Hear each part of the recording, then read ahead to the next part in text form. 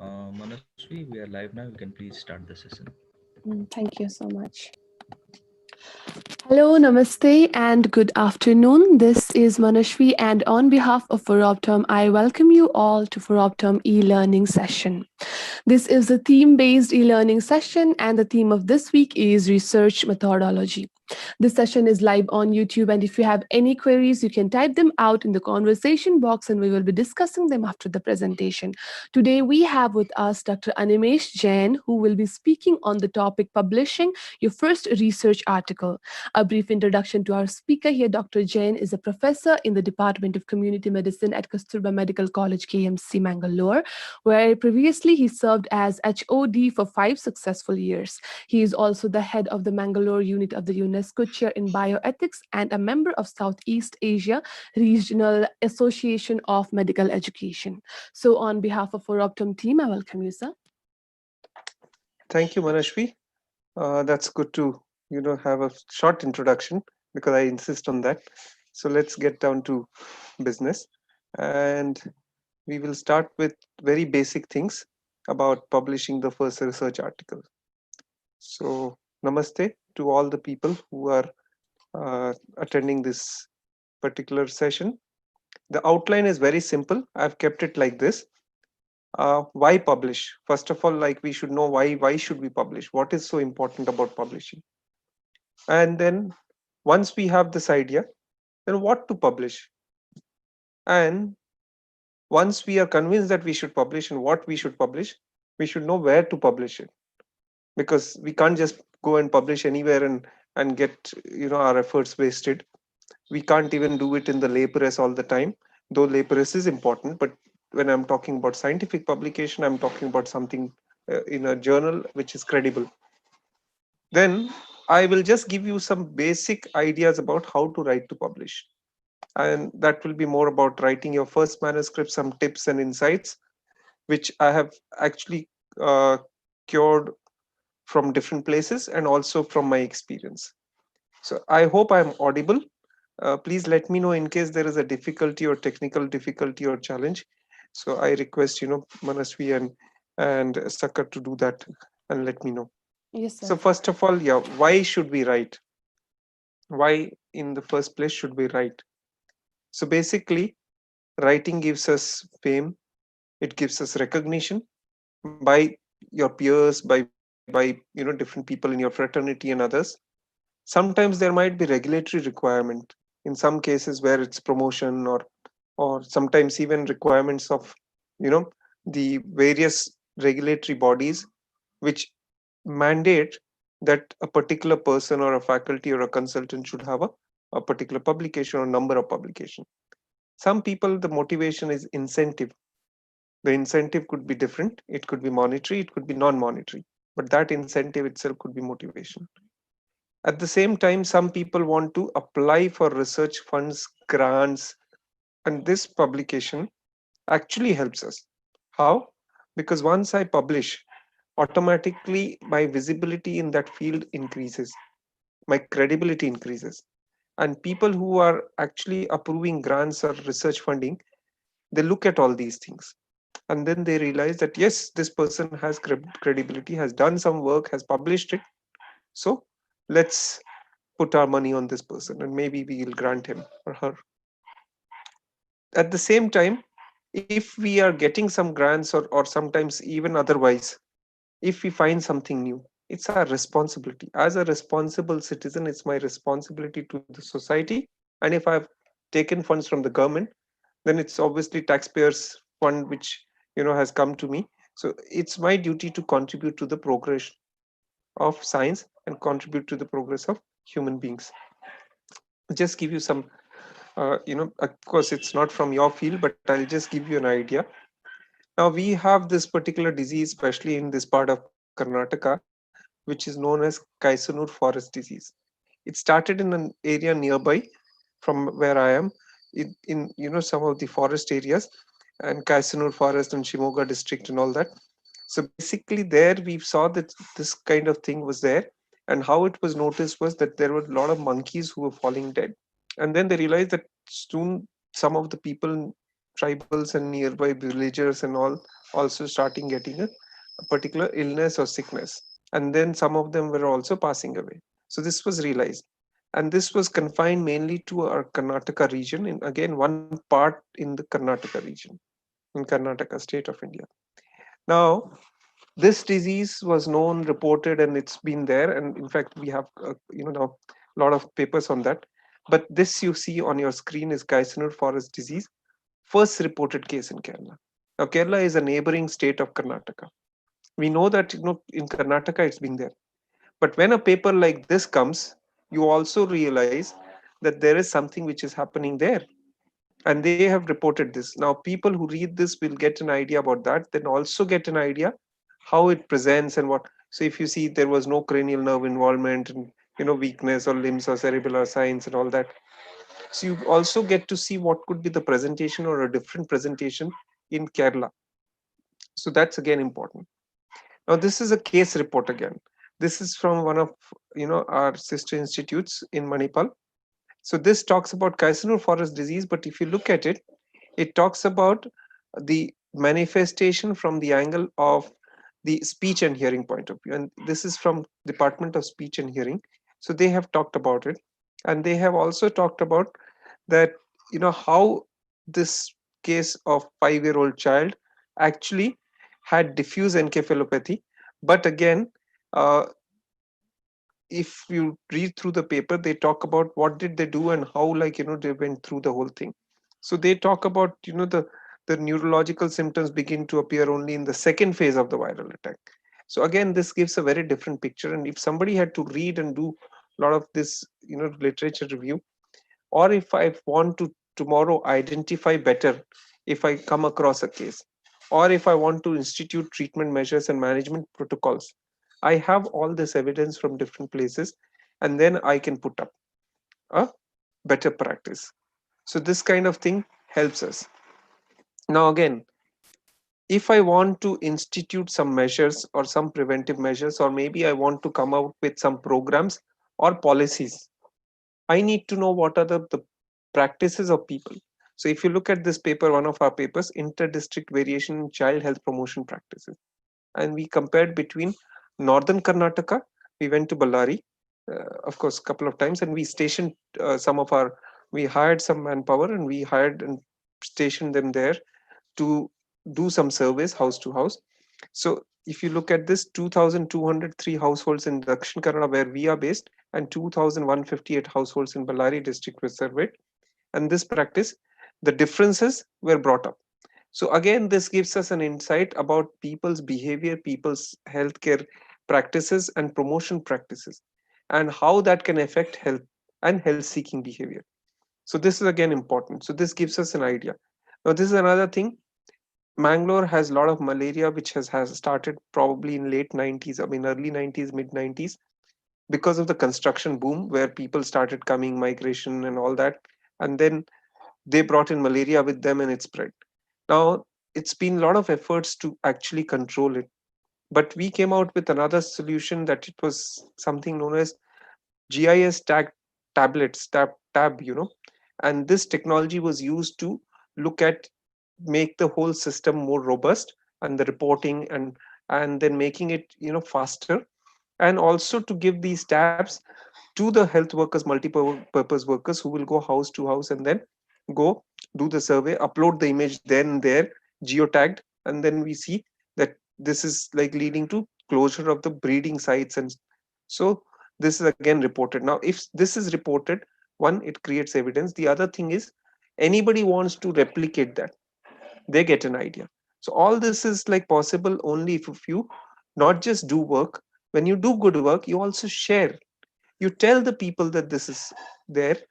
It also gives you an opportunity to get some critical inputs. First, when you're in the publication process, reviewers will give you inputs, and also once it's get published, then people who read it, they can write their opinions, they can write letters to editors, they can write their own experiences, criticisms, whatever, or clarifications they can seek. So that advances science. And this I've already talked about, sorry. So this is what is the importance, and I hope that now you know that this is important to publish. Now, what are the different types of articles? Of course, original article is based on your original research. That means you've done a research and then from that you're coming up with a paper. Case report, as I just showed you, usually a single case, sometimes two cases, but uh, and then you can have a series of cases. So that's also there. Review is basically a detailed analysis of recent research on a specific topic. So I could probably even write a review on the management of COVID-19. So I synthesize all the evidence that is there till now, and I come up with these are the different protocols. That will be my review article. Or I could do it on say Kaizenur Forest, whatever. Commentary is short article with author's personal opinions. You can have short article which is very similar to an original research paper, or brief papers which are in short, which will have less space, less number of words, less number of figures and tables. You can have technical notes that describes a specific technique or a procedure. And then there are sometimes in certain specialities like yours, you can have pictorial essays, which basically is more of images, little bit of write up and some explanations, and it's a teaching article with lots of images. So when you put it pictorially, it's much easier for people to understand and grasp it. Editorial is usually by the editor or invited by editor, written by somebody who's a person who's well experienced in the field or one of the experts. So it's often a short review or critique of original articles sometimes, or sometimes their own perspectives. Letters to editor include short and on subject of the interest to readers. As I said, we have published and somebody wants to actually send their opinion or they want to ask something, they could do that. So this is overall what are the different types. So this is just to give you an idea that what are the different types of papers. Now, where do you publish? Now, if you see this maze, basically it tells you that you may be confused when you start, and then there are so many ways to go. So if you want to reach somewhere, you need to choose the correct path, right? So basically, you need not get confused by seeing so many different kinds of meandering and wandering and different roads. So what I suggest is you should start and think of maybe not more than three, maybe two or three. So what you should do is you have a plan A and plan B at least. So you select a journal and you keep another journal as a backup. Ideally, it would be good if you can have a third one also, but at least keep two. Okay. So if you send to one and if it comes back, you know where immediately to send to the next one. So keep that shortlisted. I usually tell my students to keep a list of a couple of them and prioritize. So once you shortlist five or something, you prioritize and then you say that, okay, why this first? Why, if not that, why next one this? So you will have certain points to think of and then decide on a priority list. Now, how do you go about publishing? So first you need to decide which audience is right for me. Now, if I want to publish a paper on malaria and that tab experience, I need to reach out to an audience which will be interested in that. Now, if I go and publish probably in a journal of anatomy, first of all, it will be difficult and it will not be. But that audience is not interested in my malaria and tab. So I cannot go and approach them. Similarly, I go for a very specialized kind of a journal which publishes something on molecular aspects. Probably they may not. Though I have malaria publication with molecular aspects, but this may not be the journal for this particular kind of a paper. So you need to understand where you need to target. And how do you do that? First thing, make it a habit that you start reading. So first, where are you reading your papers that is related to something which you are interested in or something you're working on? Think of that. So which journals publish the type of article that I want to write? If I am already clear on what I'm going to write, I need to look at the journals which publish the type of papers that I am writing. And then think of among those journals, which are the journals that you like the most and why. Think of that. So once you've done that, then you also look at the references that you probably have referred to or read. Where have they been published? Once you've done that, then talk to your colleagues, talk to your peers, find out where do they publish and what do they suggest. And having said that, then you go for a target journal. So you evaluate your target journal. Look at the prestige. What is the position of the journal in the the community that you are thinking of, or maybe your own sphere. So look at the prestige of the journal.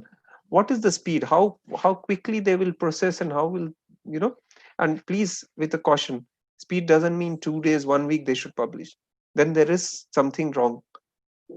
It should be reasonable speed.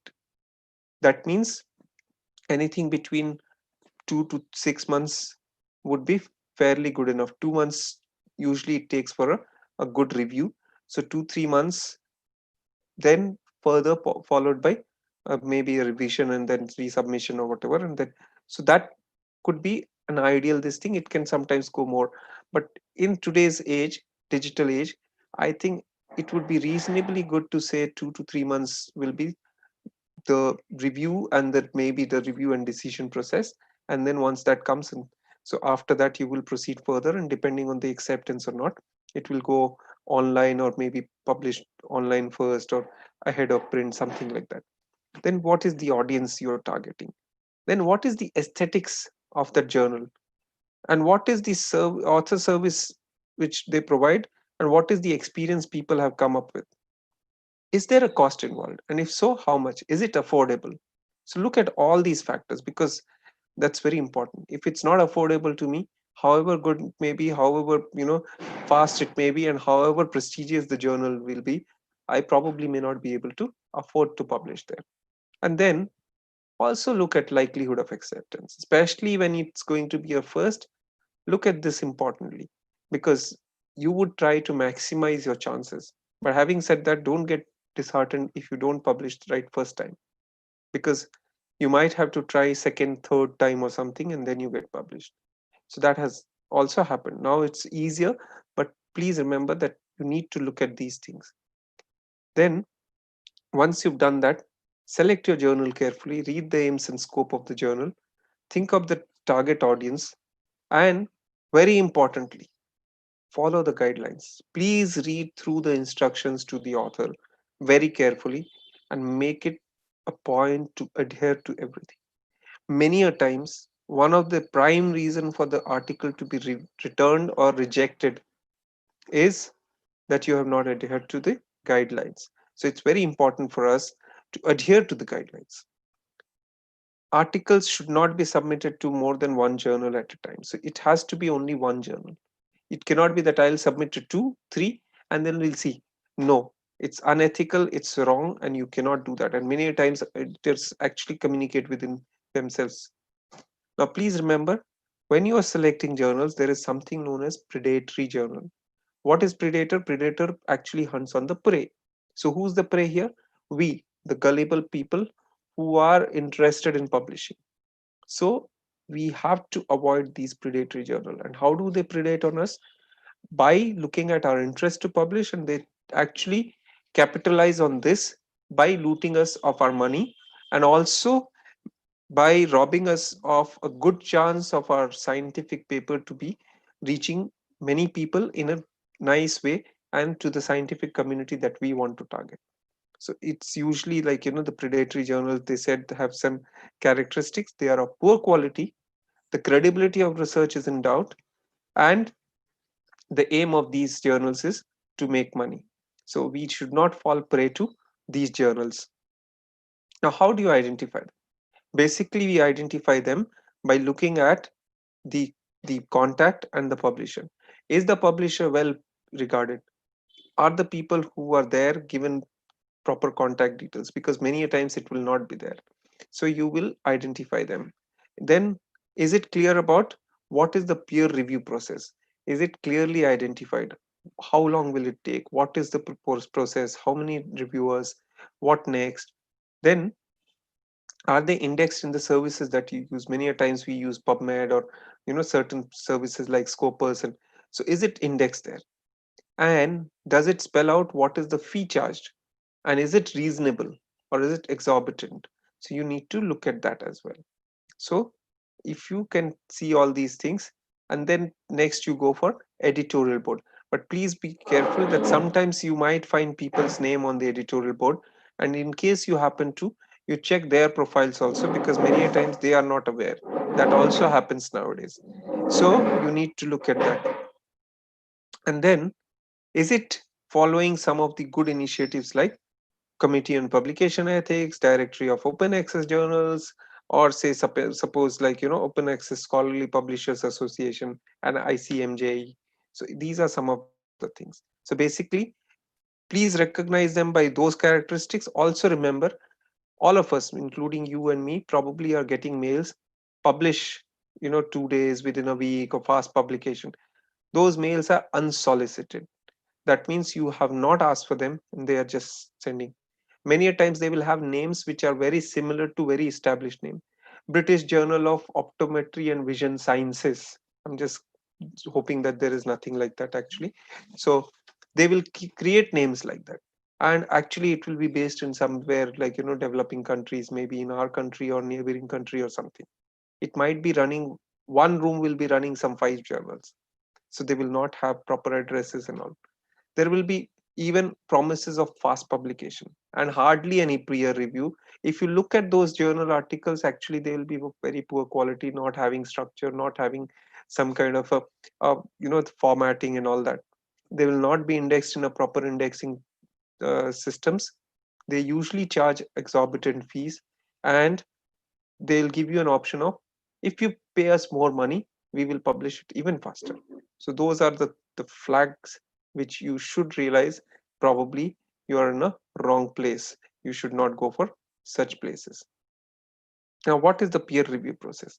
So the peer review process is, the author submits manuscript, the editor looks at, sometimes it will be the associate or the assistant editor, they will screen. If they find that it's not fitting the scope, it's not well written, it's not following guidelines, sometimes they'll send for technical review, or sometimes straight away reject it, because they have a huge volume load which they have to publish. If they find that it's okay, they'll go ahead, they'll send it for peer review. Then once that is done, the journal or the editorial board will decide whether to publish or not. So once the peer review comments come to the editor, based on the review comments, they will decide, they will consider each of the comments, and then they will decide. And once that is done, if it is to be revised, they will inform the author to revise in the light of the comments. If it's to be revised, then the author has to do it within certain time frame, send it back. If not, it will be decided whether to reject or accept. Accept means obviously the author is informed, then the galley proofs are sent, proofs to be corrected usually within 48 hours or so, and then submitted back. Now, before we go into writing and things like that, just a journal editor's point of view, why they reject articles. So it fails the technical screening. There are 8 reasons from one of the papers. There are different papers which have given, BMJ has, and so I've used one of them. The English was not sufficient for the pre-review process. Figures are not complete or not clear enough, or does not conform to the guide for authors, as I told you, or references are incomplete or very old. Next, doesn't fall within the aim scope. Then the article was incomplete. The procedure or the analysis of data was defective. The conclusion cannot be justified on the basis of the rest of the paper. And it is simply a small extension of a different paper. So you published something, and what you did, just added something more and made this paper. So that's not again acceptable. It's not comprehensible. You cannot make sense out of that paper. So that's also one of the reasons for rejection. The other thing is, then uh, the paper was boring. So these are some of the reasons why the papers get rejected. Now, once you are aware of this, let's look at what are the different parts. So you have the title, the abstract, the keyword. Then you also have the introduction, methods, results, discussion, conclusion, figures and tables included in that. Now, if you look at it, I have said it in a different way, but I have organized it in a different way in the slide. So basically, if you look at it, title, abstracts, and keywords, then conclusion, introduction, I have organized that way. But please understand, it goes in a different way. Figures and tables are very important. Then comes your results, methods, and discussion. and then last here comes conclusion, little bit of introduction, and last is title, abstract, and keywords. Now let's look at some of these things. So when do you use a table and when do you use figures? So basically you use a table to show many and precise numerical values and other specific data. Okay, so that kind of a thing, if you have in a small space, if you want to show, you will use a table.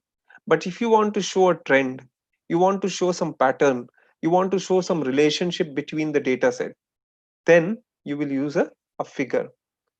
But if you don't have much complicated thing to present, or you have too much of data which is already occupied by other figures and tables, for example, you want to say that we had 230 participants, of which so many were males, so many were females, and the age group varied between. Now, this you may not require to put it on a table or a pie chart or something. But at the same time, what you can do is you can always put up a text in the results section. So that can be done. And the other valuable data can be presented as a figure or a table. Again, if you want to show side by side comparison, sometimes it's easier to do it on a table because you have data side by side. So use that again. But if you want to summarize the result, then you can use a figure. So you can use a graph, pie chart, map. It's a very good thing. In fact, you can do that much better when you put it as a figure because people can understand that. But if you are thinking that when putting your data into a table would mean creating a table with two or fewer columns, and you want to put something else more important there, then use a text. So you have to remember and balance it out. Similarly, if you want to show the presence or absence of specific characteristic, you can use a table. But if you want a visual explanation, which gives a impression the moment it is seen, then, or if you want to show a procedure or you want to do a flow diagram, that you can do it by using a figure. And if you think the data is not very important, it's not relevant, it may be just a side thing for the paper, then what you can do is you can use a text and reserve your figures and tables for more important things. Now, just a broad outline about the structure. So this is known as IMRAD: introduction, materials and methods, results, and discussion. So that's IMRAD format: I, M, R, and D. So that's the IMRAD format for a journal article, original research article. So basically, introduction, you introduce relevant literature. And more importantly, you need to explain why this study is important, why this important study is different or new, and what was the hypothesis. So that's what you need to. What was the aim that you started with? Then materials and methods should be very good and very well written. That should tell the people what exactly was done. And most of the time, I say that once you've done your study and to start off writing, this is one of the easiest and the most important section to start off. So don't worry too much about writing introduction and all first. I tell my students, write materials and methods first, because this is something which you've done. You don't have to worry about. You know it best. So you write that first. And then you come back to results. So results, again, whatever you found, you need to describe and display there and then explain. Similarly, your discussion will interpret your results, give meaning for that, you compare with others, and then you say that how that could be, like implications of that, how that could be important. So implication, and then finally you end with conclusion. So that's the whole structure. Now a few things I did not touch on, and I'll tell you.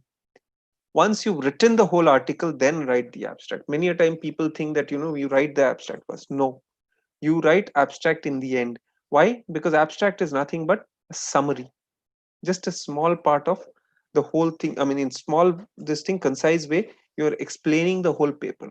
So abstract is nothing but a summary. So it's key for the editor and also for many of the readers, because when they land up after searching your article, they first read the abstract. After reading the title, they read the abstract, and then it's important. So please do that. Write it carefully. Double check that the numbers in the abstract match that you are presented in text, tables, and results. Because many a times you write something and then you realize that there's a mismatch. That shouldn't happen. And conform strictly to the style indicated in the guide for authors. Okay. Now all that is done. You've written all that. You wrote the introduction. You wrote. Now what do? You submit. So how do you submit? Usually you require a covering letter. Now you might think, what is there? Covering letter is just like another letter. Please remember, covering letter is very important because you need to spell out a few things. You need to put why this topic is important, why these results are significant, what is the key result, why are you submitting to this journal, and why will this journal's reader want to read it. So keep it as direct as possible. And please remember, this can sometimes make or break your chances for actually publishing. So it's your opportunity to actually interact with the journal article or journal editor, and that's what is something which you need to do. It should be concise, it should be personal, it should be honest, it should be polite and professional. It should give your main objectives, why this has been done, why you want to publish it here, and what's so important about your work. Please do not copy paste from the abstract. Having said that, let me go over again and also tell you a few things here. So when you put up your results, keep it simple and keep it distilled. You may have too many results, but distill out important ones and depict them. In the results, just mention facts. Do not start explaining. In discussion, you will explain. Many a times people start mixing it up. If you have a result and discussion together, that's a different story. Otherwise, if you have a result section, please describing will not be part of that. Introduction, build up the introduction once you have thought of the results, and then based on the results, maybe also on discussion, you bring your introduction. You will have some help because you've already proposed the result and protocol was written, so from there. But once your results are there, it's much easier because you can bring your introduction in line with what you have found. So that's important. So this is what I've told you. A few tips before I finally open it for if at all some discussion or queries there. So editors and reviewers are looking for original and innovative research. So you need to give them that, because every now and then people are submitting. So you need to give them something which is valuable. For research-based papers, ensure that you have enough numbers to justify the statistical conclusion. Don't just say that this sample size was too less, or you could say, you can't just say that more research is required. If that was the case, why did you actually go ahead? So please, even if you're saying that more research is required, give a justification. Say why, what happened, why do you say that, what kind of research, in specific some guidelines, so that somebody can take it forward. For a larger study, it may be better to produce one important research paper than actually chopping it out. Because many people think that, you might, if it's really worth it, then you do. Otherwise, it's not ethical also. It's called salami slicing. What you should do is, first, if you want to write better, you need to understand it starts with reading. So read, read, read. There's no substitute for that. You need to read, you need to understand, you need to learn the style. You just go through that and then pick up from the point of view of how exactly you're going to write, and pick up those things. Make notes if you want to build capacity and gain knowledge. How? By doing some online courses, and there's no dearth of it nowadays. Many of them are free. Attend workshops, attend webinars like this, and then once you've done with that, practice. Practice writing.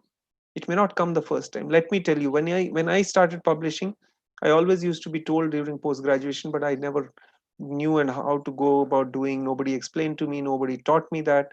But when I became faculty, about 2.5 years later, I had my first publication, which was very simple. And then another one that took me 6 rejections and almost a period of another 2.5 years. But I learned, and every rejection taught me. So don't get disheartened. Of course, I'm not saying that you will have the same experience, but then sometimes that is also valuable. And of course, now you have much more journals to publish. Another thing is, my strength may be to do things, or my strength to be maybe to do research or gather data or collect data, but I may not be good at writing. Collaborate, network, with people who do different things, and some people might be good at putting things together, putting it in perspective. So do that, collaborate and network, and persevere. You need to be very perseverant. You just can't give up. So once you do that, and it has its own rewards, because the moment you talk with evidence, people will understand, and your evidence will be a evidence based to build future practice. So few characteristics: the scientific writing is always clear, it doesn't have unnecessary details, it will be very to the point and specific. It has to have direct language. It should be simple. It should avoid vague or complicated sentences. Keep it simple. There's no need of flowery language. There's no need of writing very, beautiful English. It's just simple, plain. Again, let's not make assumptions. Many a times we will say, you know, everyone knows that, or we will say, we believe so. And then, no, please keep it impartial and present data and facts and give evidence for what you say. At the same time, logically structured. It should be falling in a flow. So that's very important. Of course, it comes with practice, but please read. That's why read, and read good journals, because if you read some substandard ones, you will not really appreciate and you learn wrong things. And make it a point to be accurate. No ambiguous, no vague things, or no languages like approximately, about. Try avoiding these, because in science there's nothing like having some ambiguity or some kind of doubt. And it should be very objective. That means anything that you say has to be supported by evidence. It needs to be given with evidence. So remember, scientific communication demands precision. And how do we demonstrate that? By writing it clearly, by writing it with evidence, supporting our statements. So you need to demonstrate that. Also, be very careful of your numbers, calculations, and all. Because the moment you are not, that means the journal editor or reviewer gets a doubt that if they have not been careful about this, would they have done the research meticulously? Would they have been careful to do things in a proper way? And that's where again that could come in a negative impact, with a negative impact on the paper and its outcome. And then you need to have clarity and economy. What do I mean by economy? You write a thesis or a dissertation or a project report, maybe 20, 30, 50 pages, but here you have only 4, 5, maybe 3 pages available. You need to keep it concise, and that's why you need to filter out things. And I started with rejection, but let me also tell you why they get accepted also. So another perspective, why the articles get accepted. So it provides insight into an important issue. It's useful for people who can make decisions based on this. It's also used to develop a framework or theory, maybe advancing into a theory which is existing to a next level. It also stimulates new important questions which may be answered or asked. It also helps us to explore the issues that are appropriate. The methods used are applied rigorously and explain why and how the data support the conclusion. As I said, when you conclude, it is based on your results. It's not that somebody else's or whatever. Finally, your research has to conclude based on the findings that you've got. The connection to prior work in the field or from other fields are made and serve to make the article's argument very clear. So there's no ambiguity, there's no doubt, it's crystal clear. The article tells a good story. As I said, there's a good flow. So it has to fall in place. So good flow. Okay, well written, easy to understand, and logical arguments, and then there's no contradiction within themselves. Then if you want to look at some resources, please visit this website, International Committee of Medical Journal Editors. It gives you the guidelines about authorship, it gives you different guidelines, and so it's a good site to look at. I would also say that and strongly recommend that please register for this particular thing called as ORCID or ORCID. So ORCID is basically an ID for yourself, which gives you that it's unique to you. So when I say like and my name could be similar to somebody else's, but then I have this ID, and many of the journals now insist that if you don't have ORCID ID, they do not let you publish. Of course, some of them make it optional, but there are some journals, like I'll give you Turkish Journal of Ophthalmology, will not let you even go ahead with the submission process if all the authors do not have ORCID ID. Okay. And of course, try and have a profile on Google Scholar. It's easy. I wouldn't talk about Scopus to this audience right now because you're still beginning and you're still in the early phases. Again, easy to create a researchgate, profile. That there you can interact with people. You can, even look for references. You can look for articles which are authored by people and message them, and then even interact and request them to send you articles. Or you can even have forums where you can discuss things, some resources, and also have your profile where you have all the publications or your projects or research that you're working on clubbed together. So it's also visibility in a way. So I think with that, I would stop here. I have tried to keep it very simple and basic, tried to give you some motivation about why should you publish, what could happen if you publish, how do you go about and how do you approach it, what are the journals to look for and what are the characteristics in that, what are the journals to be avoided, and then I've also given you some insight into the structure as well as also a few tips on writing scientifically. So that's the overview of the whole process that I thought I'll keep it very simple in about 45-50 minutes so that it becomes simpler for you and you just get the hang of the process, because writing an article itself is a workshop in its own. So with that, I stop here. uh, Over to Sakar and Manasvi. If there is anything or if any questions, or I don't know how do you go about this, so please let me know. That was a wonderful presentation, Dr. Jain, and I'm sure that our audiences have also immensely enjoyed it. So, we have received a few questions from our audiences. So, starting with the first question, Miss Uma Maheshwari asks, while we send our papers for publishing, should we be sending the full paper or just the article? Okay, so when you are sending for publication, as I understand, it's about journal publication, so you will have to submit the entire paper. So there is usually a process where you actually go into the journal website and look at what are the requirements for that. So usually all the good journals will have instructions to authors. Okay, so you need to look at those instructions to authors. And once you fulfill all those things and you have a file ready, now let me also, I didn't go into details, but some journals want that your file should be totally anonymous, including you actually remove even the place where you've done the work or something like that. So some journals insist on that. Some journals might want you to submit just like that, and some journals will have two files, like some journals like Singapore Medical Journal and some others, they expect you to have one anonymous file and one file with those details being there. So how do you anonymize? You might say that okay, it was done in a XYZ institute in a particular place in India or whatever, or just so nobody knows where it was done.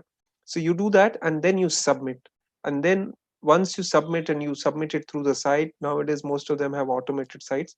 So you need to submit the entire thing, including your abstract, your covering letter, your figures or tables, everything, because that has to be sent to the reviewers. Only abstract will not give an idea. Thank you, sir. Similarly, the next question we've received is, what is indexing and how do we know the prestige of the journal? Yes, so I'm also seeing the chat now. I think Satyam Kumar Jha, right? So indexing basically, see, all these journals are indexed in different databases. Now, if for your level, I would say that you look at some of them only. So maybe PubMed is one of the places usually we say, which is good enough. And if a journal has to be indexed in that particular database, now especially databases like PubMed and Scopus, they will not include any and every journal. They look at the quality of the papers, they look at the quality of the reviews, they also look at the quality of the journal in terms of how regular they are, how meticulous they are, how many articles they are publishing. Now they will not accept a journal which publishes only say two original article and maybe one review and one say short article and one probably editorial. So they have minimum numbers, so before they can go in for indexing. Then they also will look at how regular.